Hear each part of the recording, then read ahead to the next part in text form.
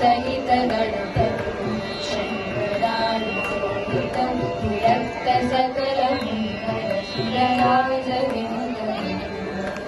शक्ति सहित गणपति शङ्करादिसेवितं विरक्त सकल मुनिवर सुरराज विनुत गुरुगुहं भक्तादिपोषकं भवसुतं विनायकं भक्तादिपोषकं भवसुतं विनायकं भक्तिमुक्तिप्रदभूषितकं रक्तपथाम्बुजं भवयामि भक्तिमुक्तिप्रदभूषितकं रक्तपथाम्बुजं भवयामि भक्तपदाम्बुजं भवयामि भक्तपदाम्बुजं भवयामि।